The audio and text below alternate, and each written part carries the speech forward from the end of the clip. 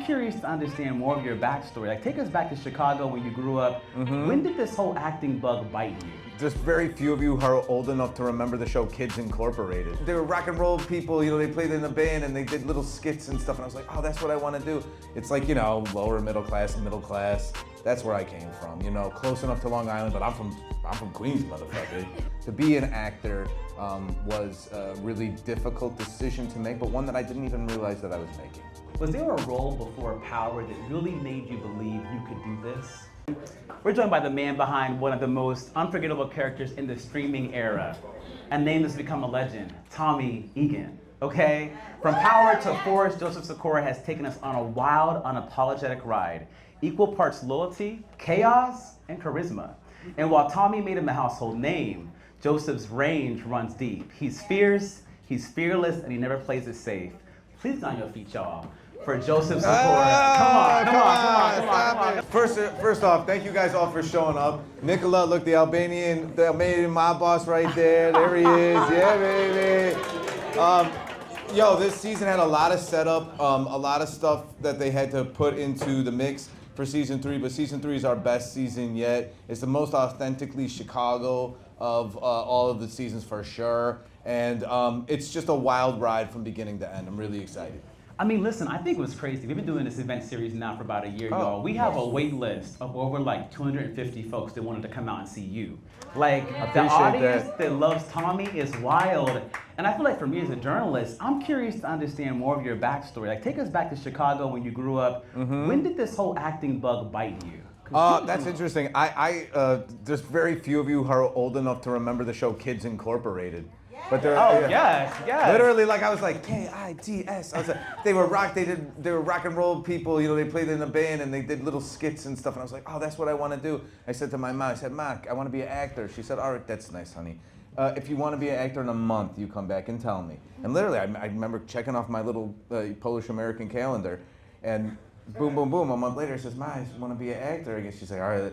So we looked up stuff. I auditioned for a play downtown Chicago, didn't get it, and then I got a play in a far suburb called Lake Forest, Illinois. So my mom drove me all the way from Chicago to Lake Forest for, 3 months to be the unbelievable, to be the little, especially from the neighborhood we came from, which is not like poor. It's like Bayside Queens. It's like, lower middle class. That's where I came from, close enough to Long Island, but I'm from Queens, motherfucker.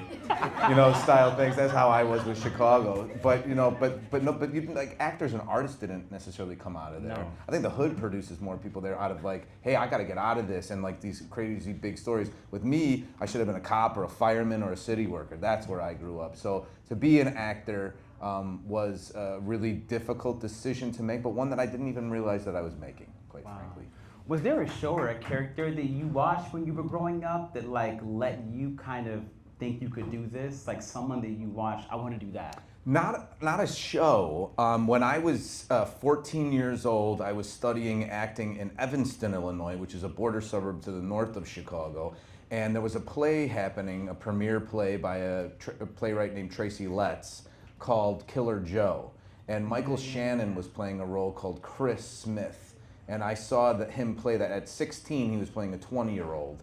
And I saw that at the next theater, and I saw Michael Shannon on stage as I was studying acting, and I said, oh my God, this is what I have to do. That's crazy. And you guys, he played with Michael Jordan. I don't know if you know that. Shout out to Michael Jordan. That's right, yeah. Like low-key. The true so there's a commercial that he did in 1990 with Michael Jordan, which I think is crazy. Do you remember your line from it? I think I had 2. I said, is that him? And then I said, it is Michael Jordan. Yes. What did you learn, like just being on set with him, though? I'm not gonna be real with it, but I will say it was cool to see him because it was 90 or maybe even 89. I think I was 13 and it came out in 90, and I'm almost 50. And but it was like Jordan before Jordan almost. Like it was Jordan, like we as Chicagoans were hyped because he was bringing our team to this place. But it was before it was before the Jordan 4s came out. It was before like kind of this mass hysteria about Jordan. I just remember, he was 6'6". I mean, Dave East's got to be almost 6'6". It's like you know what I mean? It's like he was impossibly tall to me at the time before you meet other people who are impossibly taller. And then he's the greatest of all time. So it was great. It was amazing. Yes, you can clap for that, y'all. And also, I mean, if you look at your resume, it is resume. You have been working in Hollywood all these years. Boardwalk Empire, The Good Wife, Jack Reacher. Was there a role before Power that really made you believe you could do this? Not really so much. I mean, I literally would sit in my room in New York on Mulberry Street when I had no money in the aughts, or even, you know, in the 90s in Chicago, and sometimes I would just cry because I was just like, Lord, why do you want me to do this? It's too hard. Like this, I'm not, you know, like it took me 25 years in the industry to get a series regular role. And it took me even longer than that to get a lead. And being a poor adult trying to take out women. I mean, what did I do with my life? When I wasn't acting, I was collecting unemployment. I was selling small amounts of reefer and putting up drywall. Like, I didn't know how to do anything else. So it was just like, it was a weird life in the way of like dedicating myself to making it as an actor. You know, it was super weird. I love that. And you know, Tommy didn't come easy. Like getting this role, y'all, you auditioned 5 times. That's true. For this role. You gotta tell that story. Only one out of New York. People see you up here and think it's just been easy peasy. All of these 14 years almost doing this, right? No, well, 12. 13, it'd be about 13, almost 13. But you from auditioned inception. 5 times and you... It's true. Yeah, tell me that process. So the process is that Chris Tardio, who plays Detective DeFranco, was originally cast as the Tommy role because 50 was going to be Ghost.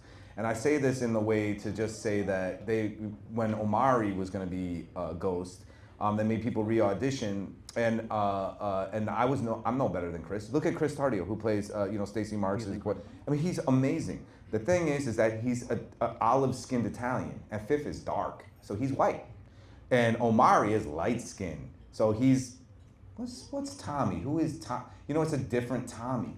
So I'm the whitest of the whitest white boys. I reflect. So it's a different optic. Like you have to be great, but there's certain things that are out of all of our control as actors in this industry. It's just happened. They're just chance. So luck is involved, but luck has to meet talent.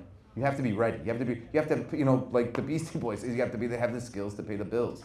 So when the opportunity presents itself, you better be good or it's over. Wow. And were you like considering like maybe quitting acting before? All the time. I wish really? God, I was just asking. Really? All the time. All I wanted to do was quit acting. Even before, all I wanted to do was quit acting. I wanted to be a fireman. I boxed in Chicago, Golden Gloves, and I was just like, let me just have a great big fighter.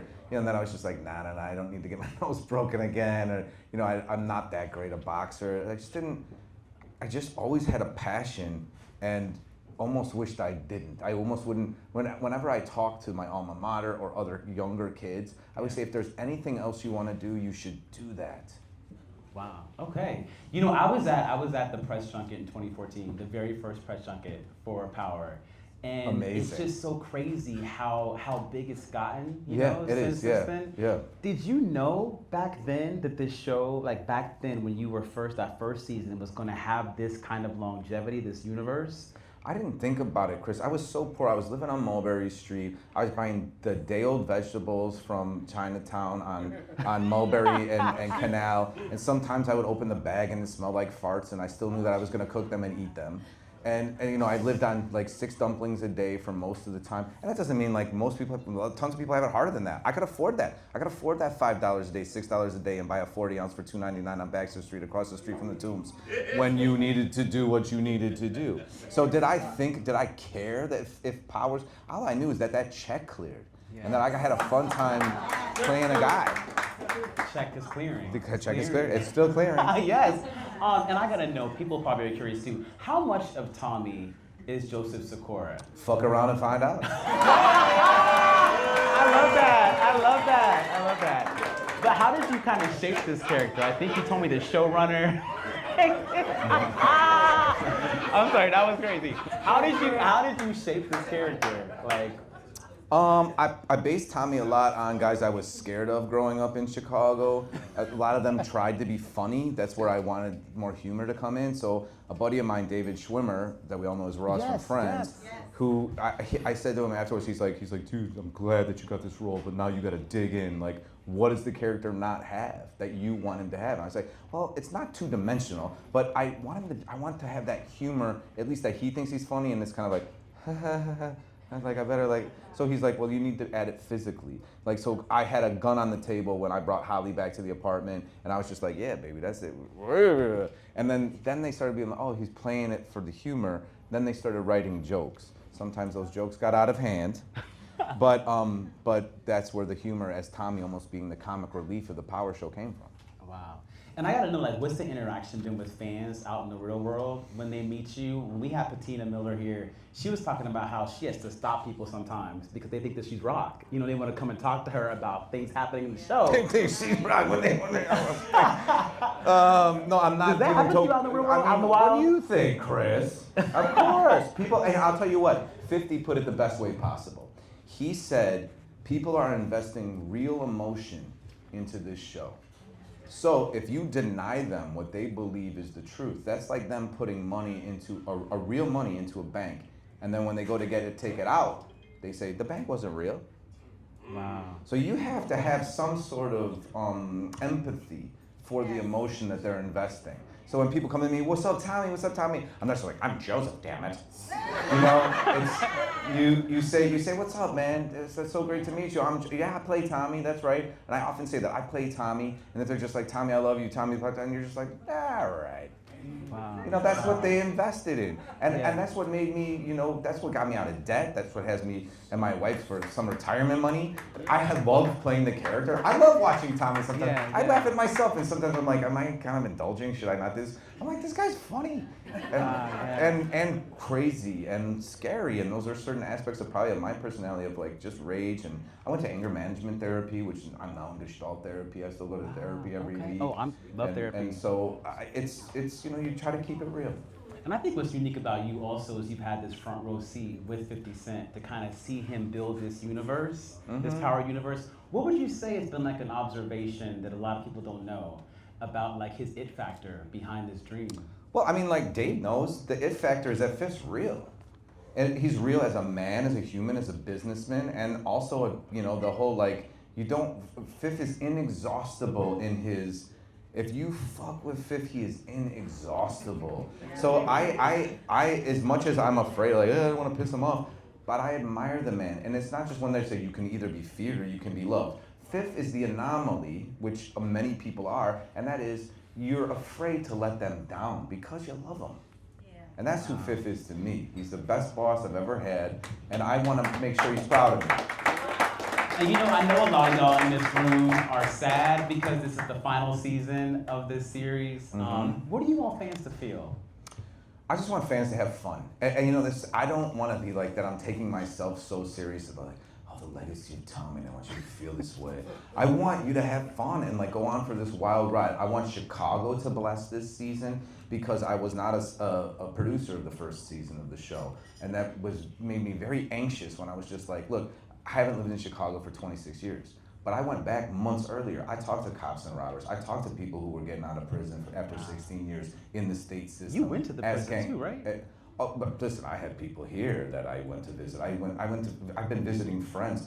I just had a friend that just got out for manslaughter charge that just got out after 13 and a half years. You know, thank you, Rich. I'm glad he's home. But like, here's a guy that's my age who they got him into the Carpenters Union. He's like, yo, dude, this shit is fucking tough. This is for a young man.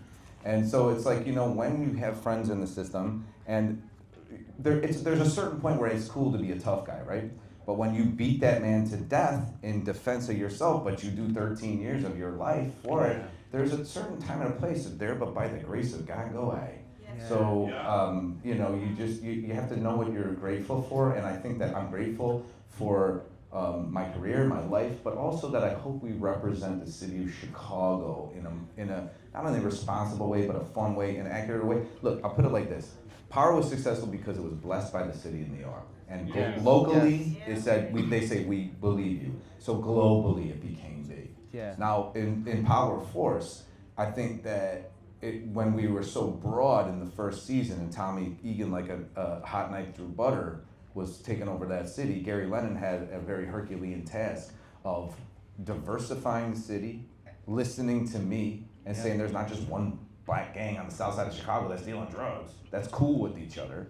We need to do that. We need to be specific. You saw a lot of this in here when I said to him, Gary, when I say to Vic, yo, Vic, you'll take care of those neighborhoods and those people on the north side. And then what are those 2 south side neighborhoods you got or whatever? Because there are those Irish white enclaves of tough dudes who are doing drugs and selling drugs. Yeah. So and he's like, where's that? I said, Mount Greenwood and Beverly. And you know, like, he's like, great, we'll put it in. Irving Park, where Nicola's gang is in the Albanians. Would they ever be there? No, but it made sense to say the name of the street. Let's be specific. Let's Chicago celebrate us by celebrating them. Wow. You guys, any Reasonable Doubt fans in the house? Ooh. Reasonable Doubt fans? I think Friday, this show comes out, right? Friday. You gotta watch this Friday, but then you can watch him in Reasonable Doubt. Tomorrow. Yes. What has it been like? Episode 9. It's kind of a 180 from Tommy. This character. Kind of, but like Bill is up to something too. Like what?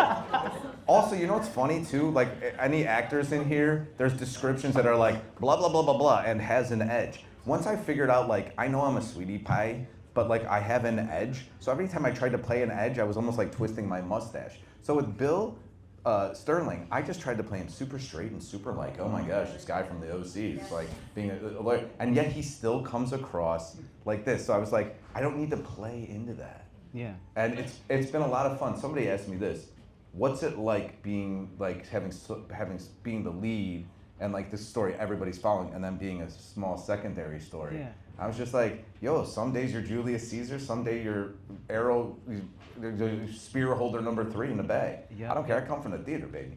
Just pay me that money and let me do that Come character, on, let me be come real. on.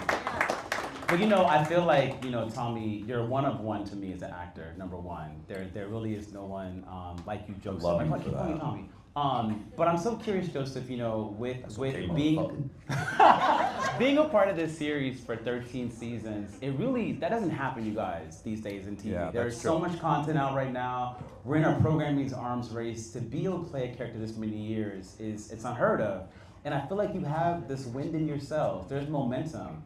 What is your high-flying arrow? Oh, Gary Lennon, the writer, the showrunner. Yeah. So Gary Lennon is from New York. He's from Hell's Kitchen. His brothers were Westies. The Tommy Egan character, I had a great time first season of the Power Show. It was awesome, amazing. Then they brought in Gary Lennon, and he really developed and flushed out all the emotion, the heart, the tough guy that's a human being, you know? Funny and courageous and crazy and all this stuff. He fleshed out the character. So as long as Gary Lennon is writing the Tommy character, I want to play Tommy. Wow. What's your big dream? I want to catch a 12-pound largemouth bass I on like 3-inch test. Okay. I'm here for that. You guys, we always end Vibes and Views with the same question. And it is a tough one. You ready for it? Yeah. Okay. What is the lesson that's taking you the longest to learn? Patience. I like Patience. It's a virtue for a reason. that. Wow. I'm a believer. I'm a Christian, and my faith is in God and the Lord Jesus Christ. And honestly, the more I give in to, hey, I'm God. You woke up this morning. That's great. I'll be taking care of everything else. Wow. The more I can do that, truly, the happier I am. Amen and hallelujah. Amen. You guys, listen, I want you to go on social media. This show, the fandom, is what it's all about. So, at Stars, at Joseph Sikora 4, at me, at Witherspoon. Can I give one quick shout out? Yes, give a shout out. In the original Power series, the mob boss, Vincent Ragney, was played by Joe Perino, who I'd like to stand up right now. Come on, Joe, stand up. Joe Perino is one of the most amazing actors I've ever worked with. When people ask me who my favorite scenes were in the original Power Show, you can't help but say Joe Perino. He's dedicated, he's brilliant.